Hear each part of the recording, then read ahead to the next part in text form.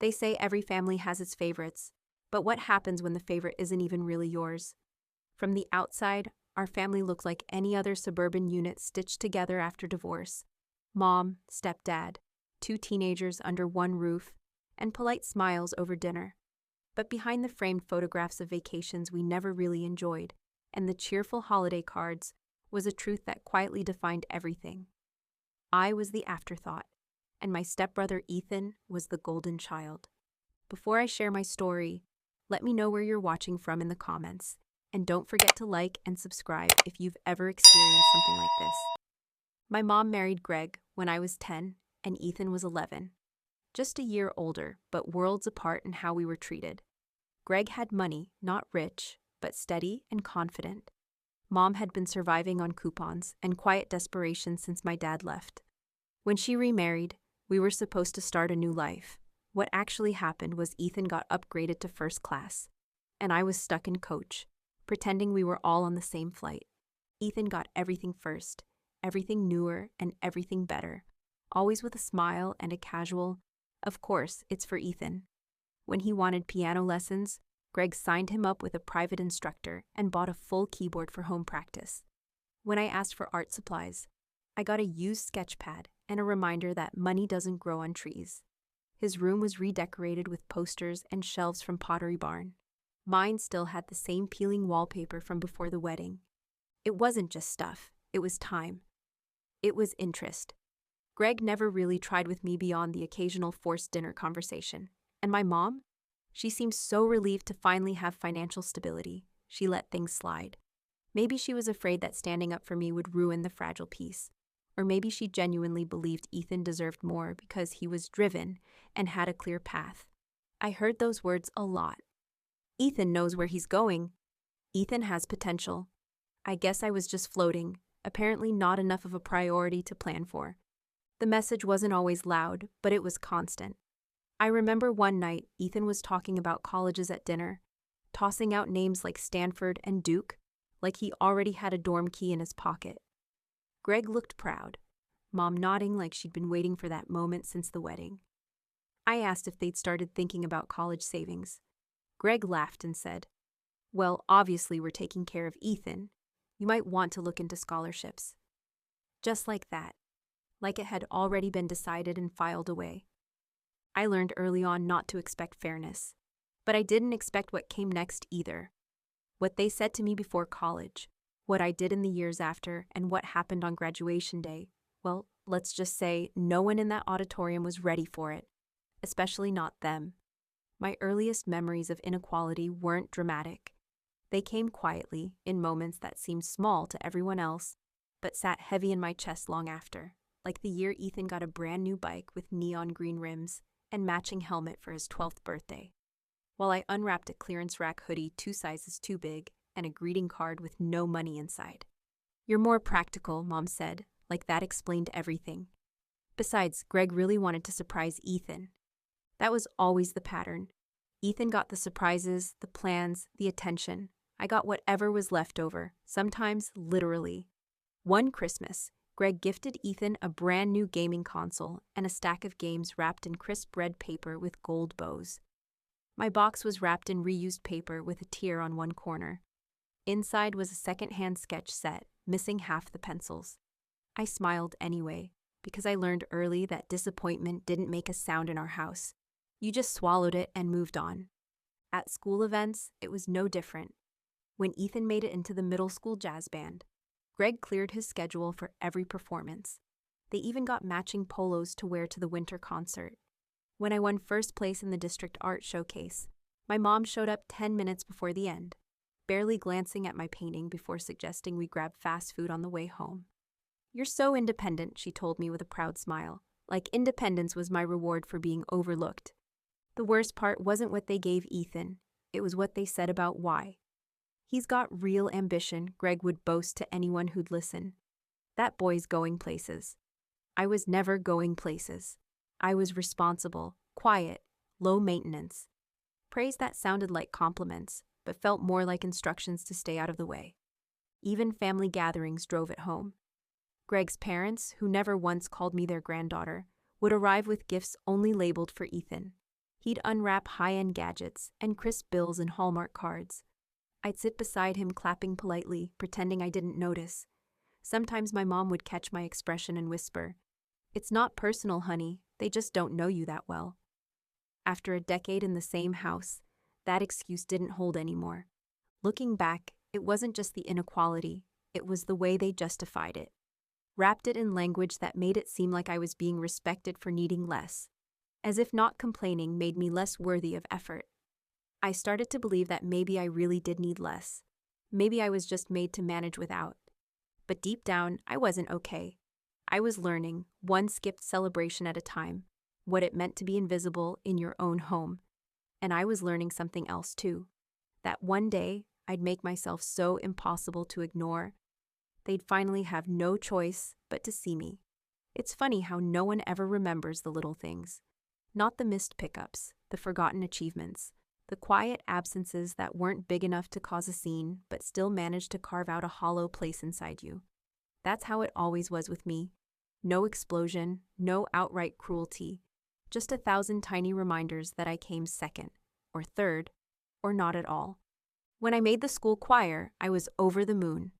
I practiced for weeks, even saved up to buy my own dress shoes. The night of the performance, I scanned the audience, heart racing, waiting to spot my mom or Greg. But all I saw were other kids' parents waving, cheering, holding up phones. My section came and went. Still no one. Later that night, when I got home, Mom was already in pajamas. "Oh no, sweetie, was that tonight?" she asked, like I'd forgotten to remind her instead of her forgetting to care. Meanwhile, 2 weeks later, Greg took off work early to drive Ethan 2 hours to a regional robotics meet. He wore a team shirt and brought a banner. My hobbies were always treated like passing fancies. I loved painting, not just finger painting in the kitchen, but real work.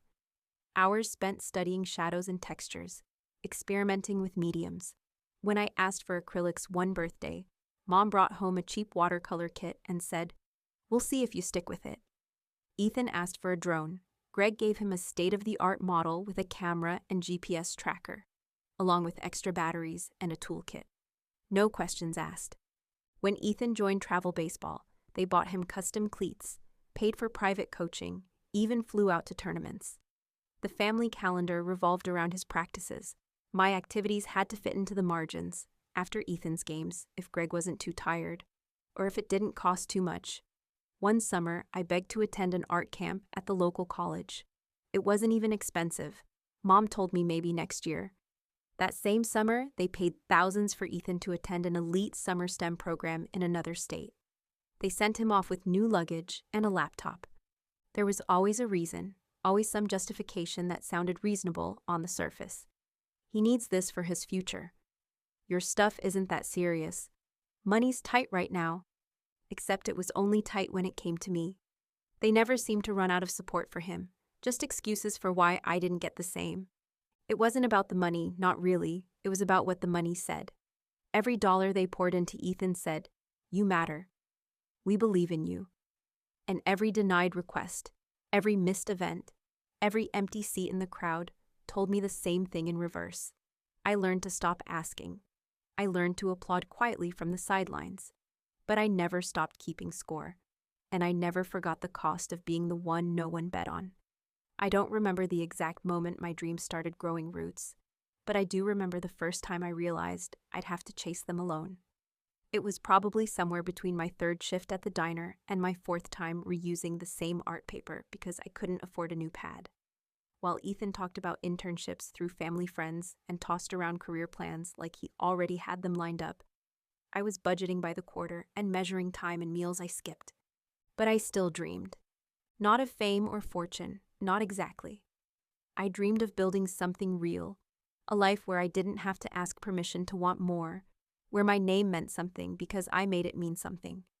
I started researching business and design programs in high school, scribbling college names in the margins of my notebooks, while other kids drew hearts and band logos. I didn't know how I'd afford any of them, but I knew I had to try. Every dollar mattered. While Ethan got a new car on his 17th birthday, complete with a red bow and keys handed over during dinner, I took a job at the local diner and saved every tip in an old shoebox under my bed. The first time I hit $500, I cried. Not because it was a lot, but because it was mine. No one could take it or say I didn't earn it. That money smelled like freedom, even if it came one greasy apron at a time. I learned early to stretch things: time, energy, money. I bought used textbooks before I was even in college, downloaded free versions of graphic design software, watched business tutorials online at night, long after homework was done and Ethan had gone out with his friends. I wasn't bitter, at least not then. I just figured some people were born with a safety net. I was born with a trampoline. I'd have to bounce back from every fall myself. I started entering contests, art shows, business plan challenges, local grants. I didn't always win, but the feedback mattered. I kept hearing the same thing: "You've got potential." It was the kind of phrase my mom only ever used when describing Ethan. But hearing it from strangers felt like proof that maybe I wasn't delusional for wanting more. The hardest part wasn't the money, though.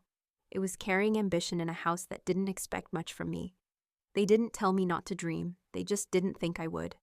Every plan I made was met with polite nods or passive shrugs. Ethan talked about law school, and everyone clapped. I talked about launching a brand, and they changed the subject. So I stopped talking and started doing. Quietly, relentlessly. My dreams didn't need their attention to grow. They just needed my belief. And that, even on a budget, I had in full supply. The first time Ethan mentioned college, it wasn't a question, it was a given.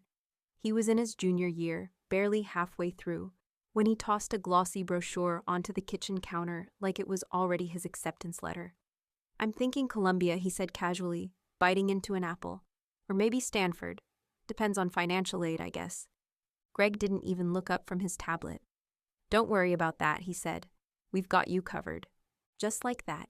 No hesitation, no budget talk, no conditions. The road rolled out smooth and straight. No potholes, no toll booths. Mom smiled from the stove, like she'd been waiting to hear those words her whole life. "We'll make it work," she chimed in. "You just focus on your future." I was standing there, too. Same kitchen, same family, same air. But you'd think I was the ghost of a house guest, not the other teenager under that roof. I remember my hands tightening around the water glass I was holding, condensation slipping down my fingers like my place in that conversation. Later, I asked carefully if any money had been set aside for me. Not to compete, not to accuse, just to know. Mom looked uncomfortable. Greg cleared his throat. "Well," he started, "we had to prioritize, and Ethan's had a clear plan for a while now. You're still figuring things out, right?" I had straight A's. I worked weekends. I had a folder full of scholarship drafts and college goals. But apparently, figuring things out was just their code for "you're not him." The months that followed felt like watching someone else live the life I'd only rehearsed in my head. Greg scheduled campus visits, booked hotels, upgraded Ethan's laptop for college use. They hired a private SAT tutor and started remodeling the guest room into Ethan's transition space for breaks between semesters. Every decision was treated like an investment in something guaranteed to succeed. And somehow, I wasn't part of the portfolio. Ethan didn't rub it in. He didn't have to. The silence around my future said enough. Whenever I mentioned a college fair or financial aid seminar, I got supportive noises, but no follow-up. No offers to drive me. No questions about what I needed. They were busy with Ethan's applications, his deadlines, his dreams. When his acceptance came, they threw a party. Balloons. A cake with the university logo in icing. Family friends brought cards stuffed with cash. Greg gave a toast, calling Ethan the pride of our home. I clapped. I smiled. I said congratulations. Then I went upstairs and stared at the blank FAFSA form on my desk, wondering how I'd fill in all the gaps no one else planned to cover. They'd paved his road. Mine would be gravel, steep, full of switchbacks. But I was already walking, and that party, that night, that toast, it wasn't the end of something for me. It was the beginning. It happened on a Tuesday night, over takeout and casual conversation. Ethan had just announced that his enrollment deposit had been paid, by Greg, of course, and that they were already talking about getting him a new car before the fall semester. "It's a long drive to campus," Greg had said, like it was a given, like it wasn't even worth discussing. I waited until the table was a little quieter, until Ethan had gone upstairs and the buzz of his success had faded just enough. My heart was pounding, but I kept my voice steady. Have you guys thought about helping with my college tuition? For a second, no one answered. Greg took a long sip from his drink. Mom set down her fork slowly, like she needed time to prepare her response. I already knew it wouldn't be good. We haven't really talked about that, she said, glancing at Greg like he might save her. Things are tight right now. Greg leaned back in his chair, arms crossed. We've committed a lot to Ethan's education. College isn't cheap. I blinked. I know, that's why I'm asking if there's anything left for mine. He sighed, like the conversation was already exhausting. Look, Emma, we had to make some choices. Ethan's got a clear direction. He's pursuing engineering. He's always been focused. You've changed your mind a few times. I've had straight A's since sophomore year, I said, the words leaving my mouth too fast. I work every weekend. I've applied to 5 schools, and I've been putting together scholarship essays. Greg cut me off with a shrug. And that's great, really, but we just don't have the resources to fund 2 full college educations. You're resourceful. You'll figure something out. It was supposed to be a compliment. It landed like a slap. Mom reached for my hand across the table. Sweetheart, you've always been so independent. We thought you might consider community college for a year or 2, just until things stabilize. But Ethan gets full support, I asked, not even trying to hide the edge in my voice. He doesn't even have a job. You're buying him a car. That's different, Greg said quickly. He needs to focus on school. You've shown you can balance things. That's when it clicked. They weren't just out of money, they were out of belief in me. They saw Ethan's path as an investment, and mine as a gamble. It didn't matter how hard I'd worked, how much I'd done with so little. I wasn't the one they'd been saving for. I never had been. I nodded slowly, stood up, and cleared my plate without another word. I didn't cry that night, not in front of them.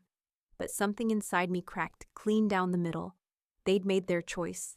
Now I'd make mine. I didn't slam the door that night. I didn't scream or argue or throw accusations like I wanted to. Instead, I climbed the stairs with a calm so sharp it could have cut glass. My footsteps were quiet, my breathing steady, but inside, something was burning. A slow, controlled fire that refused to go out. I sat on the edge of my bed, staring at the string of fairy lights I'd hung months ago, flickering softly against the cracked wall. I had imagined this room being temporary, a stop along the way. I thought, foolishly, that college would be my escape plan, backed by at least a sliver of support from the people who claimed to love me. But love, I was learning, didn't always come with investment. Sometimes it just came with words that sounded nice but meant nothing. I didn't cry that night. I couldn't. The tears were stuck somewhere beneath the fury. I just kept replaying Greg's voice. You'll figure something out. As if being left behind was some kind of compliment. As if my ability to survive was an excuse not to help me thrive. So I made a decision. No one was coming to save me. No one was going to pave the way. But that didn't mean I'd stop walking. If anything, it made the goal clearer. I was going to college. I was going to build the future they couldn't picture for me, brick by painful brick. And when I got there, when I made it, no one would be able to say I'd been handed anything. That week, I opened a spreadsheet and titled it The Plan. I listed every possible scholarship, every local grant, every contest that offered tuition money. I scoured forums, emailed counselors, drafted essays until my eyes blurred. At school, I started using lunch breaks to study financial aid terms like I was cramming for an exam. I worked extra shifts at the diner, tucked tip money into a coffee can in my closet, and canceled anything that cost more than $1. I didn't tell anyone what I was doing. I couldn't handle the fake sympathy, the "we believe in you," from the same mouths that had just turned me down. Instead, I let my silence grow roots, let it hold the pain quietly while I planted something stronger beneath it. That rage, it didn't destroy me, it focused me. It whispered, "They don't see you now, but they will." Every rejection became fuel. Every overlooked moment was another reason to keep going. Not to prove them wrong, at least not entirely, but to prove to myself that I had never needed their approval to begin with. Let them keep watching Ethan's path. I was building mine in the dark, with bare hands and bruised hope. And one day, when the light finally hit it, they wouldn't believe who laid every stone. The day after the conversation, the one that closed every door I thought might be cracked open, I drove to Grandma June's house, without telling anyone. It was a 2-hour trip out to her small cottage at the edge of town, where the trees grew thick and the air felt slower, softer. I didn't have a plan. I just needed somewhere that didn't echo with disappointment. She opened the door before I even knocked, like she'd felt me coming. "Well, there's my girl," she said, pulling me into her arms with a strength that didn't match her tiny frame. "Your eyes look like they've been holding back a storm." I hadn't planned to tell her, but sitting in her living room, wrapped in a crocheted blanket and the scent of warm tea, the words spilled out in one long, shaking breath. I told her everything about Ethan, the funding, Greg's indifference, Mom's silence. I didn't cry until I reached the part where I asked for help and was told there was nothing left. Grandma June listened without interruption, her weathered hands wrapped around her tea mug, nodding quietly as I unraveled. When I finished, she reached over and took my hand. "Oh, sweetheart," she said softly. "They may not see it, but I do. I've always seen it." She didn't rush to fix it. She didn't offer excuses for them. She just sat with me, like that quiet presence was enough to hold me steady for a moment longer. "I can't give you what they can," she said after a while, "but what I have is yours." She opened an old biscuit tin she kept tucked behind her sewing machine and pulled out a slim envelope. Inside was a stack of bills, maybe a few $100s at most, folded neatly and bound with a rubber band. "Been setting this aside," she said. "Didn't know when you'd need it, but I knew you would." I tried to refuse. She was on a fixed income, living off a small pension and the Social Security check that barely covered her bills, but she waved me off. "This isn't charity," she said. "It's belief." That night, I stayed in her spare bedroom, the one with the creaky twin bed and faded floral curtains, and for the first time in weeks, I slept without waking up in the middle of the night gasping for air. There was no grand solution waiting for me in the morning, no miracle fund or last-minute scholarship. But there was a different kind of clarity. I wasn't completely alone. It wasn't about the money. It was about the way she looked at me, like I was already someone worth investing in. That quiet, stubborn love stitched something back together in me. Enough to keep going, enough to try harder, because even if they hadn't believed in me, Grandma June did. And sometimes, that one voice is all it takes to drown out the rest. By the time senior year rolled around, I had become fluent in survival. I knew the FAFSA deadline by heart, the difference between subsidized and unsubsidized loans, and which scholarship sites weren't just scams disguised with glittery fonts and false hope. My evenings were split between applications and double shifts. My weekends were just longer workdays with different uniforms. While my classmates were choosing prom dresses and planning senior trips, I was calculating tuition gaps and reusing essays to save time.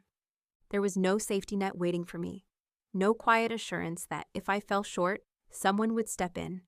So I made the future my job, literally. I worked weekdays at the diner and picked up shifts at the grocery store on Saturdays. I kept a secondhand laptop running with borrowed chargers and too many tabs open. Scholarship trackers, grant applications, discount textbook sites. My planner looked like a war map. Deadlines marked in red, paydays circled, days I could maybe afford to breathe, left blank. Every dollar I earned went into a beat-up envelope system in my desk drawer. Rent, tuition, books, emergency. It wasn't elegant, but it worked, barely. When Greg bought Ethan a new set of luggage for college, I quietly stitched the handle back onto mine with dental floss.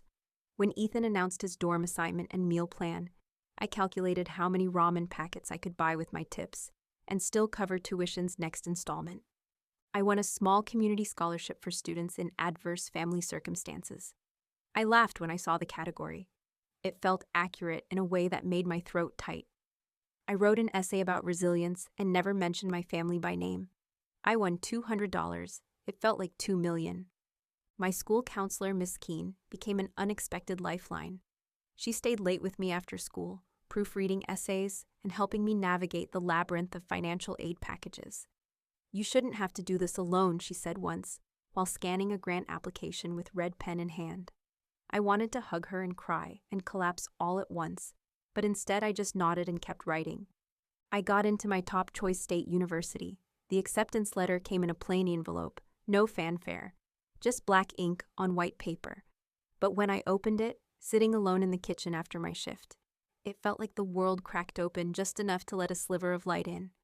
There were still gaps, thousands of dollars between me and actual enrollment. But I didn't flinch. I applied for work study. I emailed professors for paid research positions. I asked the financial aid office if they had leftover emergency funds. I scraped together just enough to register. It wasn't secure or easy or fair, but it was mine. Every painful inch of it. While Ethan packed for college with help from our parents and zero debt, I printed out my class schedule and shift calendar, stapled them together, and whispered, "Let's go." The first scholarship that felt like a real win came 2 weeks before midterms. It wasn't a full ride, but it covered the cost of my textbooks and a chunk of tuition I hadn't figured out yet. I got the email while sitting on the floor of my tiny dorm room, eating peanut butter off a spoon and trying not to think about how many hours I'd have to work that week. When I read the words, "Congratulations, you've been selected," I just stared at the screen, letting it sink in. Someone out there, some panel of strangers, had read my story and decided I was worth the investment. I didn't scream or cry. I didn't celebrate. I just exhaled. A long, quiet breath I hadn't realized I'd been holding since high school. My GPA held steady through my first semester, straight A's. Even in the stats class that had most of the students groaning, I managed to land the top score on the final. My economics professor, Dr. Kelly, pulled me aside after class and said, "You've got a mind for this. Have you ever considered research or consulting?" I nodded, even though I wasn't sure if I could afford to think that far ahead. I worked 2 jobs and studied during breaks. My backpack was always heavier than it needed to be because I carried everything: notes, books, forms, fear. I lived off cheap coffee and microwavable meals. And yet, despite it all, something in me started to stretch tall and proud. I told my mom about the scholarship on a Sunday afternoon call. I could hear dishes clinking in the background, like she was multitasking. "That's great," she said in a tone that could have been about the weather. "By the way, Greg's planning to fly out to visit Ethan next month.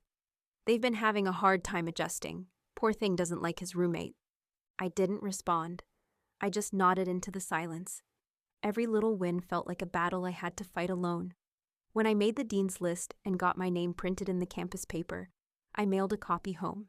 No one mentioned it. No text, no call. Just silence, as if it had been lost in the mail, or worse, tossed in the recycling without a glance.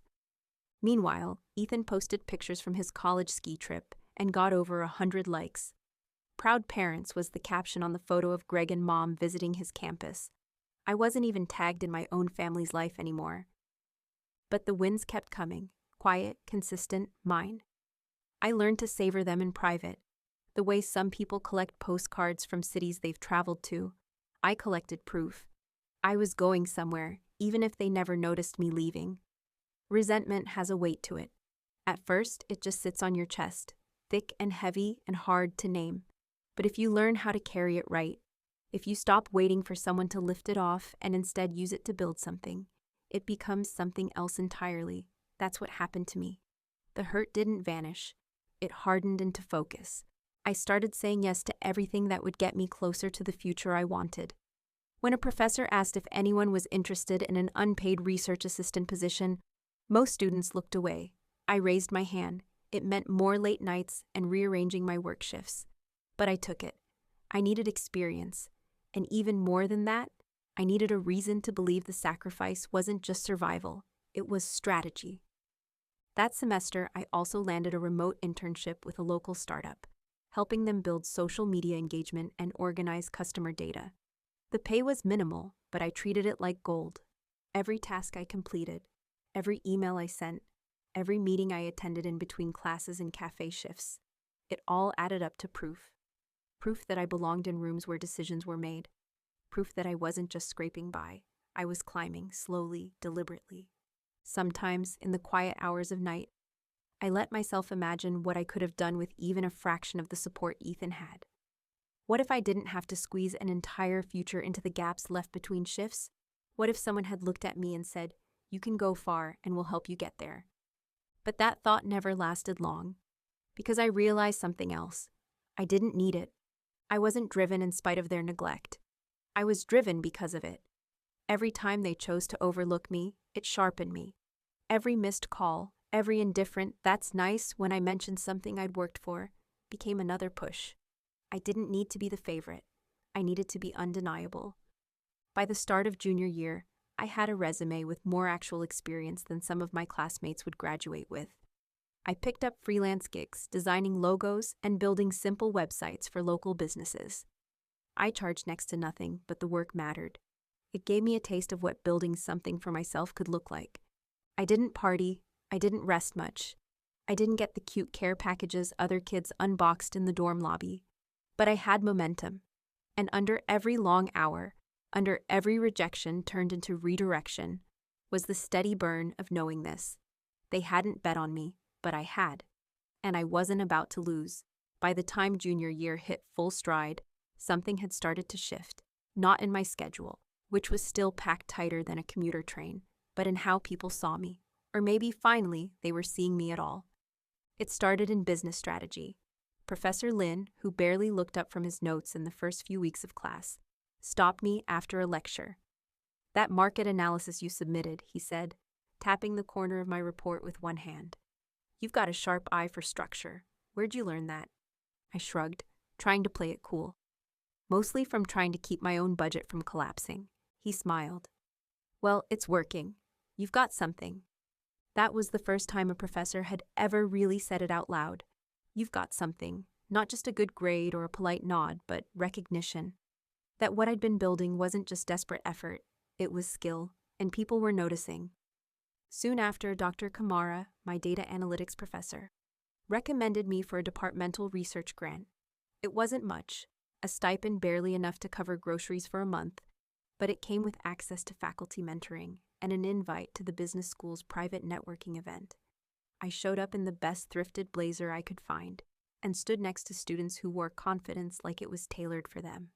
I was quieter, more cautious, but when I talked, people listened.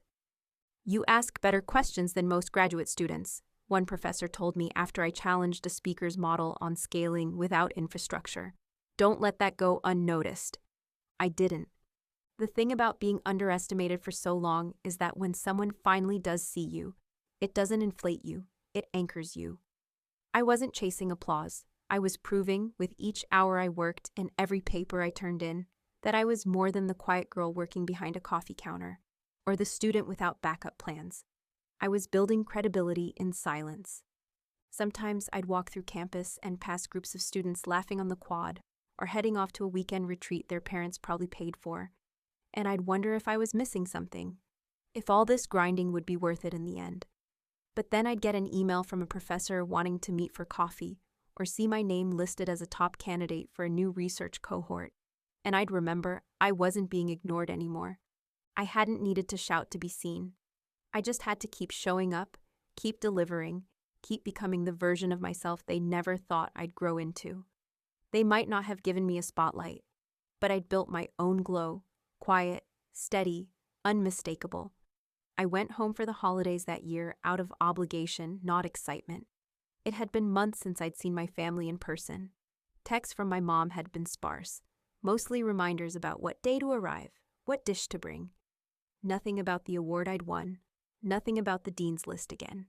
Nothing at all, really, that sounded like pride. When I walked through the front door, arms full of store-brand cookies and a thrifted winter coat zipped up to my chin, no one looked up. Greg was watching a football game, beer in hand, yelling at the screen like it owed him money. Ethan was already there, freshly trimmed, expensive cologne trailing behind him like it was part of his entrance. Mom gave me a quick hug and a distracted smile. "You look tired," she said. "You've got to take better care of yourself." I wanted to tell her I was tired, because I'd pulled 16-hour days balancing a marketing internship, a retail job, and finals. That I was tired because I was building something while they were still pretending I wasn't. But I didn't say anything. I just smiled and took off my coat. Dinner was worse. Greg toasted Ethan's upcoming semester abroad like it was a Nobel Prize. Full support from the program, he boasted. Pride puffed up like it was his own passport getting stamped. We're flying out with him to help him settle in. They passed around photos of Ethan's new apartment in Spain while I sat there, quietly scraping mashed potatoes onto my plate, unnoticed. Mom finally turned to me halfway through dessert. How's school going, honey? I told her about the research project, how a professor had asked me to co-author a paper, how I'd landed a side gig doing freelance digital strategy for a small business in town. Greg nodded politely. Sounds like you're keeping busy. That was all, not even a follow-up question. No interest in how I was affording it all. No curiosity about what came next. Just that hollow smile they always gave me, like I was an appliance that worked, dependable, not exciting. Later that night, I found Ethan in the living room, scrolling on his phone, casually complaining about how he wasn't sure what to pack for Spain. It's just so much to coordinate, he sighed. Luckily, Mom and Greg are handling most of it. I wanted to feel something, jealousy, anger, even sadness, but I felt nothing. Just this cold detachment that settled somewhere deep in my chest. I realized then that I wasn't really coming home anymore. I was just returning to the place where I learned how invisible I could be. I stayed through Christmas morning, gave polite thank yous, and drove back to campus before sunset. No one tried to stop me. No one asked if I had gas money or needed food for the road. They didn't see what they were losing, but I was beginning to understand exactly what I was leaving behind. It started with whispers, quiet ones. My mom on the phone one night, her voice low and strained. He's just having a hard time adjusting. At first, I thought she meant the jet lag from Ethan's semester abroad. But then I heard Greg in the background, sharper, frustrated. He's not a kid anymore, Diane. He needs to pull it together. By spring, it was obvious something wasn't right. His Instagram had gone dark. No more photos of tapas or scenic rooftops or polished captions about global experiences. When I called home one Sunday, Mom was distracted. She said Ethan had withdrawn from a class, maybe 2, and was thinking of coming home early. Just to reset, she said, like it was no big deal. Everyone has a rough patch. But I knew the language. I lived in the rough patches. I'd crawled through them without backup plans or emergency flights. And Ethan? He had everything, funding, freedom, family cheering him on, and he was still unraveling. I heard more the next time I visited. He'd missed multiple assignments, skipped class. One professor had flagged him for plagiarism, but Greg was trying to work it out with the department. He's just under a lot of pressure, Greg said at dinner, like pressure was some foreign, unexpected concept for someone like Ethan. I sat across the table, nodding silently while they dissected his struggles with all the tenderness they'd never shown me. There was concern in their voices, softness. They talked about getting him a therapist, maybe a new laptop to help him stay organized. They offered solutions. I wondered what it must be like to fall apart and still have people lining up to catch you. I remembered when I got sick sophomore year, fever, fatigue, midterms looming. I called Mom just to hear a voice that wasn't mine, to feel less alone. Her response, "You're strong, you'll be fine. Drink fluids." I took my exams with a 102-degree fever. No extensions, no backup, just grit. And now here Ethan was, flailing despite all the things I'd begged for and never received. I should have felt vindicated, but mostly I felt numb. Watching them bend over backward for him didn't shock me anymore. It just confirmed everything I already knew. The scales were never balanced. The game was never fair. Even in failure, Ethan was held. When I left that night, Greg walked me to the door. "We're worried about him," he said. "College isn't easy." I nodded. "No," I said quietly, locking eyes with him, "it really isn't." But I didn't say the rest, that some of us weren't allowed to fail, that some of us didn't have safety nets, that the struggle, for me, had never been optional. Ethan was just learning how to fall. I'd been climbing with scraped knees for years. It hit 2 weeks before finals. My roommate moved out unexpectedly, breaking our lease and leaving me responsible for rent I couldn't afford. The timing couldn't have been worse. Midterm projects were due. My work hours had been cut without warning, and I had exactly $42.17 to my name. I remember staring at my bank app like, maybe if I blinked hard enough, the numbers would change. I sat on the floor of my apartment that night, surrounded by textbooks, bills, and the quiet hum of panic. There was no emergency fund, no call to Mom or Greg. I already knew how that conversation would go. Can you manage until summer? What happened to all the scholarships you got? Ethan's been going through a lot too, you know. So I didn't call. I didn't even cry. I gave myself 10 minutes to feel it all. The exhaustion, the fear, the rage that never really left me. And then I opened my laptop. By midnight, I'd emailed every small client I'd ever done design or marketing work for, offering discounted packages if they could pay me by the end of the week. I dug through my freelance profiles and applied to 10 new listings. I posted digital flyers to online forums and student boards, virtual assistants, social media strategy, budget-friendly branding. No job too small. I worked like I was trying to outrun the ground falling out from beneath me. And in a way, I was. For 5 days, I barely slept. I handled 2 client calls between lectures, finished 1 logo design in the library stairwell, and sent out invoices during bathroom breaks at work. I survived on instant noodles and caffeine and the kind of resolve that only kicks in when failure isn't an option. By the end of the week, I'd earned enough to cover rent and groceries. Barely. But it was enough. I'd done it, alone. And it wasn't just the money. It was the moment I realized I'd stopped being scared. I wasn't hoping things would work out anymore. I was making sure they did.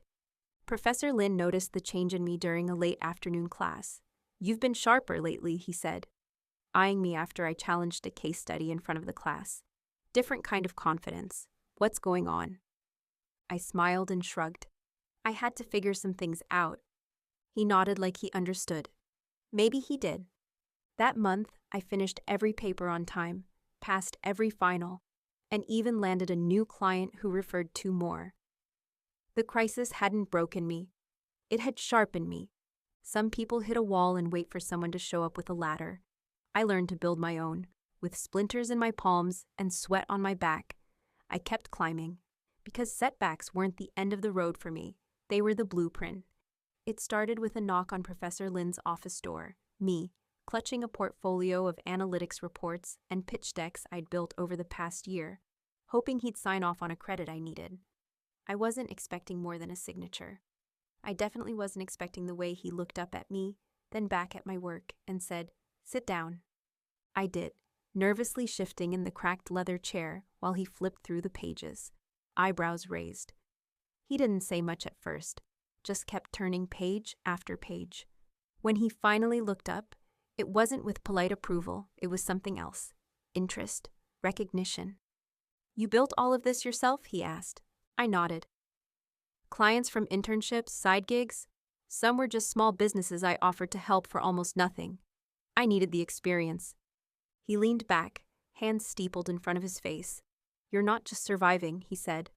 "You're building something." That was the moment I knew he saw me. Not as a student trying to keep her head above water, but as someone with weight, with potential, a contender. A week later, he stopped me after class and asked if I had time for coffee. My schedule was packed, but I said yes, skipping my lunch shift to meet him at the faculty cafe. He got straight to the point. "There's a local startup accelerator," he said, sliding a flyer across the table. "They're looking for 1 more student consultant. The program is competitive. Real exposure, real clients, real investors. I'd like to recommend you." I stared at the paper like it might disappear. "Me?" He tilted his head. "Why not you?" No one had ever asked me that in that way before. Not with challenge, not with belief. He helped me prep for the interview, drilling me on case studies and refining my pitch. When I walked into that conference room a week later, dressed in my only decent blazer and shoes that had seen better days, I felt something unfamiliar beneath my nerves. Belonging. I got the position. The accelerator changed everything. I was working alongside founders, learning real-time strategy, sitting in on investor meetings. They didn't care where I came from, only that I delivered. And I did. Every time, Professor Lin checked in regularly, not just to monitor my progress, but to remind me that I wasn't invisible. "You've got an engine most people don't," he told me once. Don't slow down for anyone. His belief didn't fix everything. It didn't erase the years of being overlooked or the nights I still went without sleep. But it cracked open a door I hadn't even known was locked. And once I walked through, I didn't look back. Because for the first time, someone with power said I belonged, and I believed them. It started as a late-night idea scribbled on the back of a receipt between my shift at the bookstore and an all-nighter for midterms. I just wrapped another consulting project for a local bakery, helping them optimize their social media and streamline their delivery service. They paid me in cupcakes and gratitude, and while I appreciated both, I couldn't shake the thought, what if I could do this for more than one business at a time? So I started small. A Google Doc turned into a business plan. A Canva logo became a rough brand. I called it Pivot Point Strategies because that's what I'd been doing my whole life, helping people pivot, adapt, survive. It was part virtual marketing consultancy, part business support for small shops that couldn't afford fancy agencies, but desperately needed modern tools to compete. At first, I only had 2 clients, both small businesses I'd worked with before. I designed email campaigns between classes, scheduled social media posts during lunch breaks, and built websites on my roommate's borrowed laptop when mine finally gave out. I didn't sleep much. I didn't have the luxury to. Then the accelerator Professor Lin connected me with gave me something better than money: credibility. They featured my work in a newsletter. One of the mentors there forwarded my site to a friend who ran a boutique in another state. That friend became a client. That client referred another. By the start of my senior year, I had 5 regular clients. It wasn't glamorous. I still worked out of the library basement and held meetings in the free Zoom tier. But I was finally doing more than just surviving. I was growing something. Then came the competition. The school's entrepreneurship center hosted an annual business innovation challenge with actual investors on the judging panel. I almost didn't enter. I didn't have polished slides or a flashy demo video. What I had was grit. A real business with real results, and a binder full of testimonials from small business owners who now had better reach, more orders, and less chaos. I pitched in sneakers and a thrifted blazer. I told them about the single mom who doubled her income after we overhauled her Etsy store, the cafe that went from 3 likes a post to being featured in a local food blog. I told them about how Pivot Point wasn't built from funding or favors. It was built from knowing exactly what it feels like to be counted out and refusing to stay there. I won. 2nd place, but with it came a grant big enough to upgrade my tech, pay off part of my tuition, and finally move my business out of Google Sheets and into a real platform. The recognition spread. The university posted my photo on their homepage. Emails started coming in from people I didn't know, students asking how I did it, professors asking to meet, even alumni offering mentorship. No one asked how I managed to build it all without help. No one knew the full story, but they were starting to see me, and for the first time, I didn't need to fight for visibility. I'd earned it. It was a Thursday night, and I was buried in emails when Ethan's name lit up my phone. At first, I thought it was a mistake. We hadn't talked beyond surface-level holiday texts in over a year. He was the one who got everything handed to him, and I'd long accepted that we lived in 2 different worlds. I let the call go to voicemail. A minute later, a text came through. "Hey, can we talk? I need your help." Seriously. I stared at it for a long time. When I finally called him back, his voice was smaller than I remembered, less smug. There was no performative confidence, no charming arrogance that used to wrap itself around every word he said. Just tension. "Look," he said, clearing his throat, "I'm trying to start something. A podcast, and maybe a consulting blog. You know, leverage my poli-sci degree, build a platform, monetize some content. But I don't know how to actually get people to see it." I waited. He didn't say it, but I heard what was behind it. "You do." He went on, fumbling his way through terms like SEO and brand engagement, dropping buzzwords he clearly didn't understand. He mentioned a project he tried to launch that flopped, how no one was reading his posts, how his website wasn't even showing up on search engines. I thought this stuff would be easier, he admitted, almost like a confession. "You make it look easy." I almost laughed. "Easy?" There was nothing easy about working 80-hour weeks or building something from the floor up with no blueprint and no safety net. But this wasn't the moment for bitterness, tempting as it was. This was something else. I asked him to send me his site. He did, and it was a mess. Cluttered, unfocused, no clear direction. I gave him a list of things to fix. Simple, direct, no fluff. He thanked me and asked if I'd consider helping more, maybe even building out a strategy for him. Like freelance rates or something. I'll pay you. The irony wasn't lost on me. The stepbrother whose education, lifestyle, and career had been underwritten by the people who told me we don't have enough was now asking for my help to stay afloat. I didn't gloat. I didn't bring up the past. But when I hung up, I sat for a long time with the quiet truth settling in my chest. He'd always had the head start. But I'd done the running. And now, somehow, the finish line was closer to me than to him. He wasn't my rival anymore. He was just another person trying to figure it out. And I had figured it out. Not because anyone taught me, but because I never had the luxury of waiting to be saved. The weekend after I was featured in the university's entrepreneurship bulletin, I sent the article to my mom. Just a screenshot, nothing dramatic. My name was in bold, next to the phrase, "Student-founded startup changing how small businesses grow." It was the kind of recognition I used to dream about, something I could point to and say, "See? I'm doing something real." She didn't respond until 2 days later. "Looks nice. Ethan's internship might turn into a full-time offer. Fingers crossed." That was it. No questions, no congratulations. Just a pivot back to the usual subject. Ethan.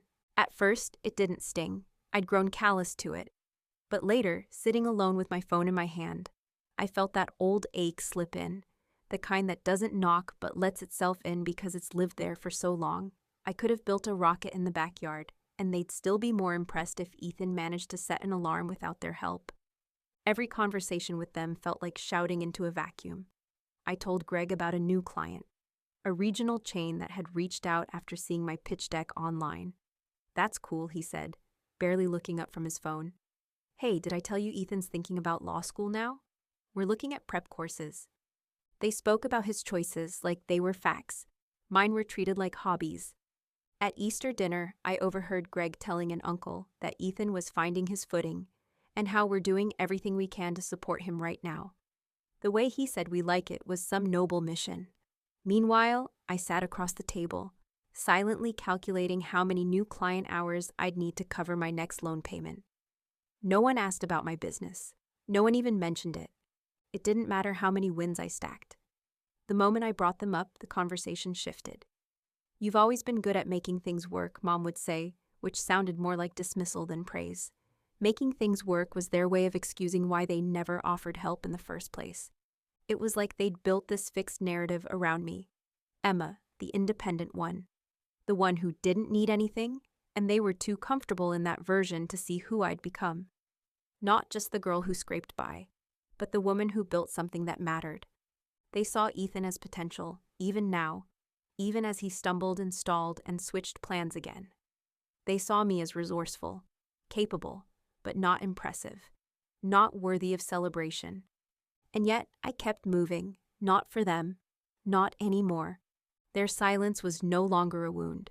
It was a mirror. It didn't reflect my value. It showed theirs. And I was done measuring myself by people who'd never learned how to look beyond their own expectations. It came in the middle of a busy Tuesday. I was halfway through writing a client proposal, juggling 3 tabs and a cold cup of coffee, when the email landed in my inbox. Subject: Commencement Selection Notification. I clicked it, expecting a logistics update or a diploma pickup reminder. Instead, I read the words twice before they made sense. "We are pleased to inform you that you have been selected as this year's student commencement speaker, representing the School of Business. Your academic record, leadership, and entrepreneurial accomplishments stood out among this year's candidates." I stared at the screen, blinking. They had chosen me, out of everyone. For a moment, I just sat there, stunned, my heart thudding.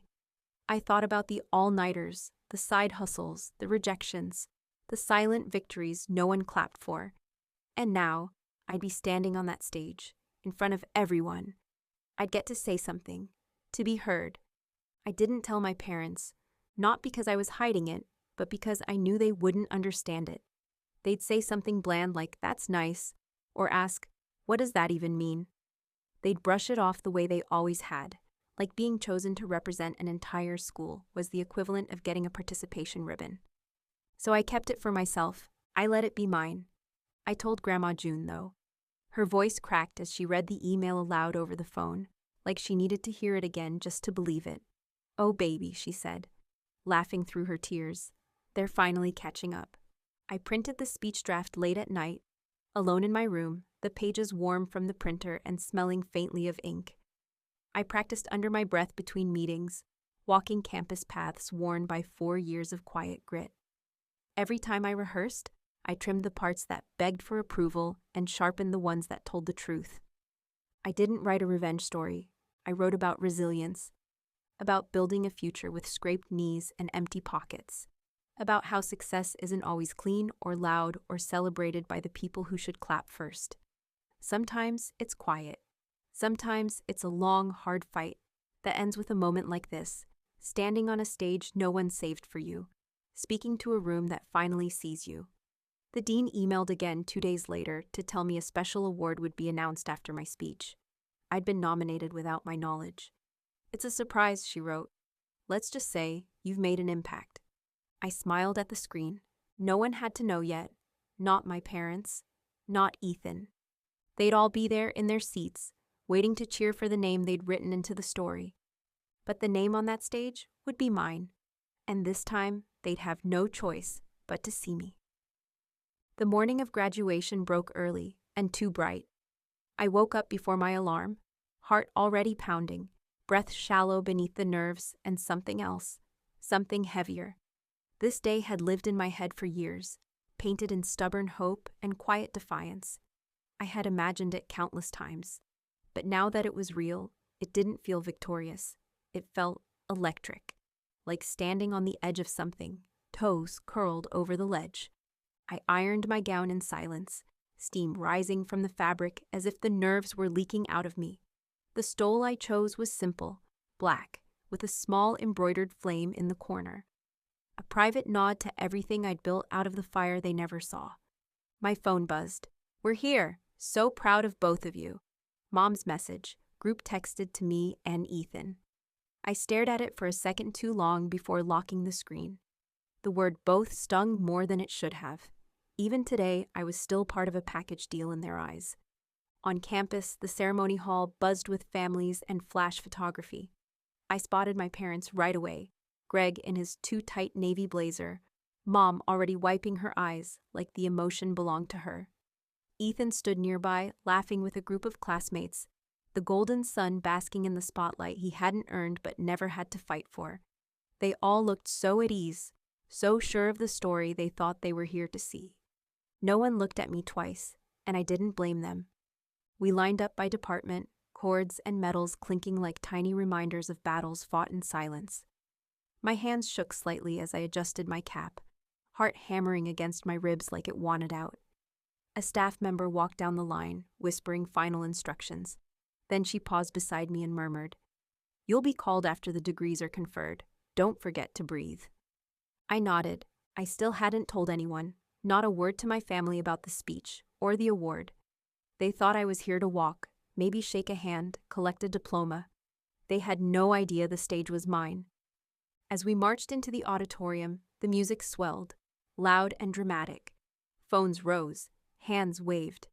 I saw my mother spot Ethan and beam, grabbing Greg's arm.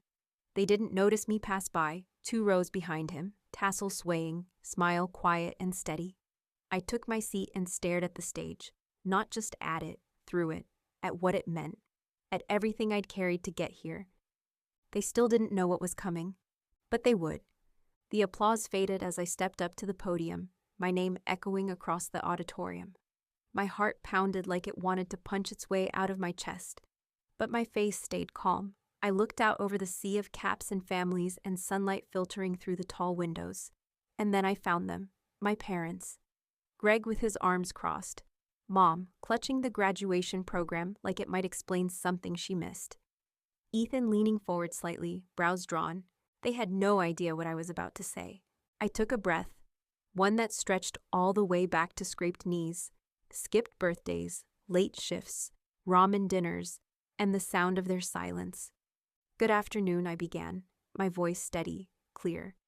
If you had told me 4 years ago that I'd be standing here today, I might have laughed. Not because I didn't believe I could make it, but because I didn't know if anyone else ever would. A pause, just enough for that first ripple of tension to pass through the room. Some of us arrived here with suitcases packed by our parents and plans that felt like promises. Others came carrying only questions. Some of us had people cheering for us at every step. Others walked quietly, unnoticed, hoping someone might look up long enough to see we were still moving. I didn't name names. I didn't have to. My story was stitched into the shape of the words. I worked 3 jobs my first year. I've studied in bathrooms, cried over spreadsheets, and learned how to build something out of absolutely nothing. Not because it was noble, but because it was necessary. Because I knew no one was coming to pave the way for me. I saw Mom shift in her seat.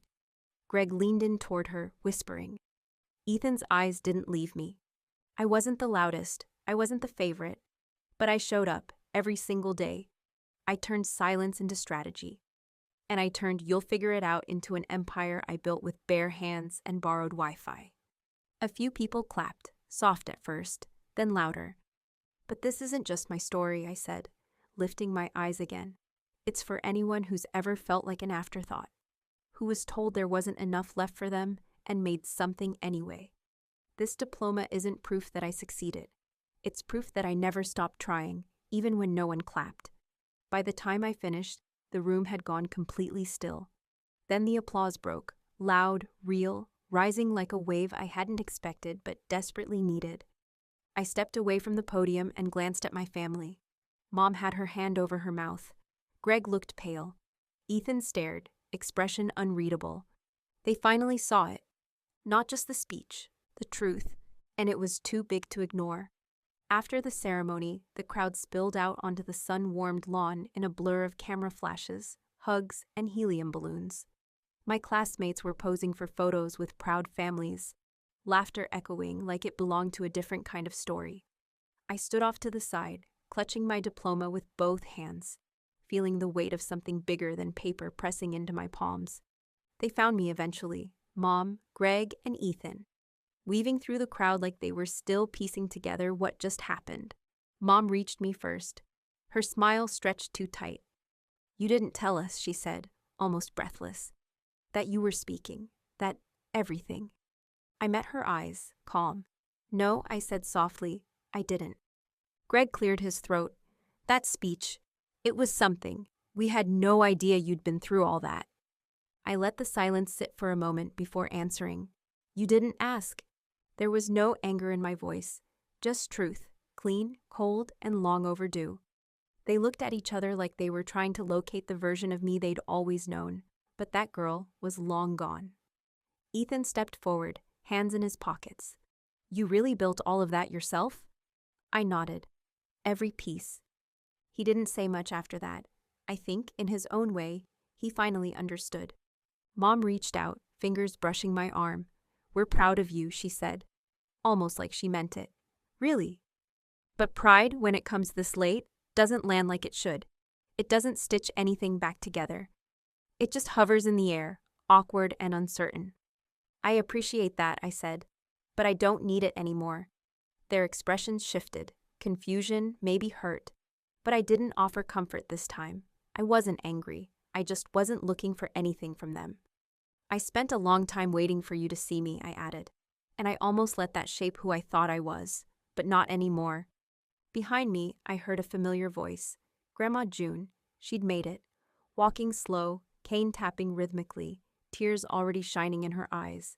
I smiled and moved toward her, letting her arms wrap around me with all the warmth I never had to earn. "This," I whispered. "This is what family feels like." Later, we took photos, just the two of us, and I laughed for real for the first time that day.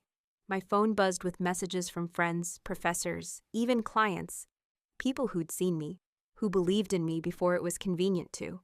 I didn't cut my parents off. I just stopped looking to them for things they never gave, and maybe never could. Love, after all, isn't always loud. Sometimes it's steady. Sometimes it's just choosing yourself when no one else did. And that's what I was doing now, walking into the rest of my life with open hands, clear eyes, and a heart that finally knew its worth.